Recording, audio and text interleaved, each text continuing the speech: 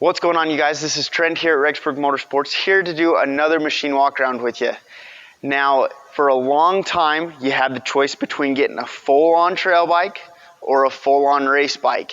Now, just in the last 6 or 7 years, the Japanese manufacturers have finally jumped onto the cash cow that KTM found, which was the XC or cross-country market. Now, Kawasaki, new for 2021, jumped on to the 450 Xc bandwagon, and I wanted to show you what makes this different from the motocross version. So check this out.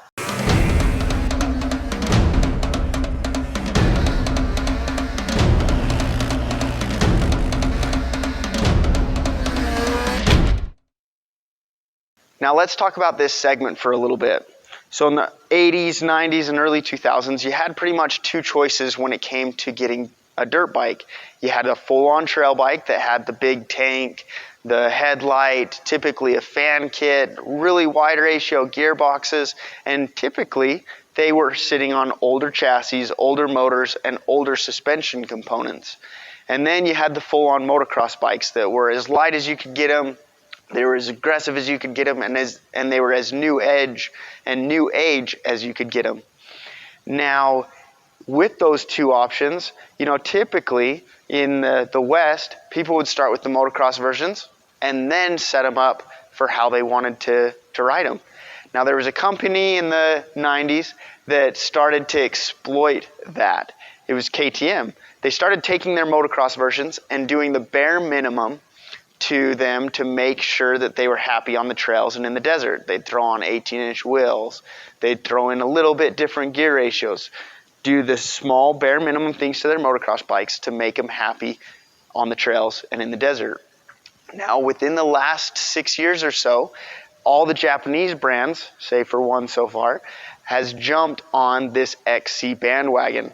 Now, new for 2021, Kawasaki jumped into it with the 450 Kx Xc. Now, this is an awesome thing. Just like Honda and just like Yamaha, they've taken their motocross version, all the modern components, their brand new motor, their brand new chassis, their brand new suspension components, and then they've just fine-tuned it and changed just a couple key components to make it happy on the desert and on the trail. This is awesome. This is great. I know a lot of trail riders that probably never ever hit the track, but they continue to buy the race bike because they want the lightweight and new components and new stuff that comes on the race bike. These XC models, both from Yamaha, Honda, and now Kawasaki, bridge that gap perfectly. So what Kawasaki has done to this Kawasaki 450 to make it an XC model is, again, they took the race bike and did the bare minimums. So what did Kawasaki do to the Kx450 Xc to make it an awesome in-betweener? Now, they took the Kx450 setup that they brought out in 2019, all new bike for 2019, and then they did those bare minimums. We'll start with the suspension. So the suspension, they took the same exact components that are on the race bike, but then they valved them just a little bit differently. They valved them softer to accept the type of hits and the type of stress that you're going to see out on the desert and you're going to see out on the trails. So they're going to be a little bit more compliant and not set up to hit huge hits like you would on the motocross bike. Now, that being said, it's got great hold up, great spring rates, and it's going to be an awesome setup to give you a lot of comfort on the trails, but you could still take this onto the track and be plenty competent. Now, they also threw on a kickstand. So you got the side stand for whenever you're in the desert, you need to wait for a little while or on the trails. And then you've got an 18-inch wheel. Now, this 18-inch wheel is going to be awesome because it gives you extra sidewall. So you're going to have less pinched flats, less of an opportunity to get those pinched flats when you're on the desert and on the trail.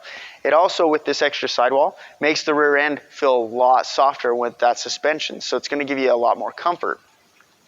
Now, with this 18-inch wheel, you've still got the same 21-inch wheel that the front tire has as far as the motocross version goes, but they did throw different tires on this. This has got the Dunlop AT81 tires instead of the Dunlop MX3S. So you've got the softer suspension components, you've got the 18-inch wheel, you've got the kickstand.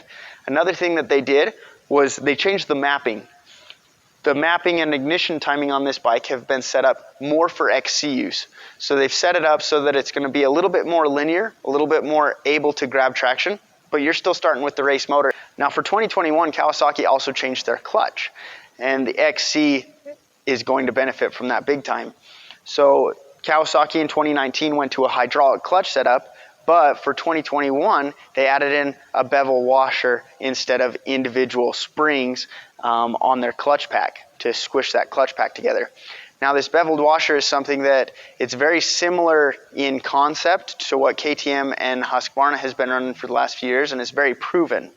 Now the cool thing with this beveled washer is it's a cupped out washer that is squishing your clutch pack. Now when you go to engage that clutch, it just squishes that washer flat, and then as soon as you let go, it returns to its cupped out shape.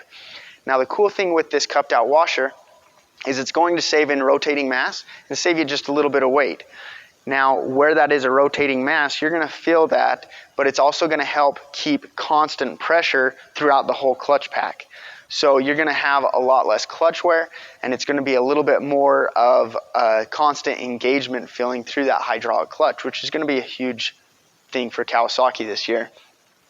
Now another change that they did on this XC model that I actually had a hard time finding on their website was they threw a 51 tooth rear sprocket on here. The race bike comes with a 50.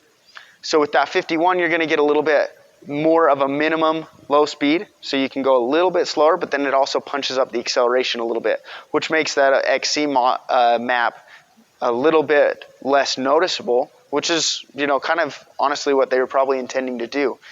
So the changes that they made, again, took an awesome Kx450 race bike, little softer suspension, little different mapping, kickstand, 18-inch rear wheel, and a 51 tooth sprocket. Now I know a lot of people that start with the motocross version, have been doing it for years, and do nearly the exact same things to it. So this is going to be an awesome bike that you can get right off the showroom floor that's set up to do exactly what you're looking to do out here in Idaho. So with the trails, with all the desert that we have access to, with the dunes, this tire setup, this mapping setup, this suspension setup is going to be a lot more comfortable for a lot of riders out there. If you're looking to get a top-of-the-line race bike, but you don't want to suffer on the trails, this XC model is going to be an awesome bridge. Now, they also did this with the 250 model for this, but we'll have more on that here later as soon as we get one here. But Kawasaki really hit it out of the park. If you're looking to get out onto the trails and get out into some social distancing with all this wildness that we have with 2020, Kawasaki and us here at Rexburg Motorsports really have the fit for you to get out into the woods, get out into the desert, and get out to have some fun. Thank you so much for watching this video. I appreciate you going over the Kx450 Xc with me. If you do have any questions, feel free to hit us up in the comments below. As always, please hit that subscribe button. Keep up to date with all Rexburg Motorsports stuff.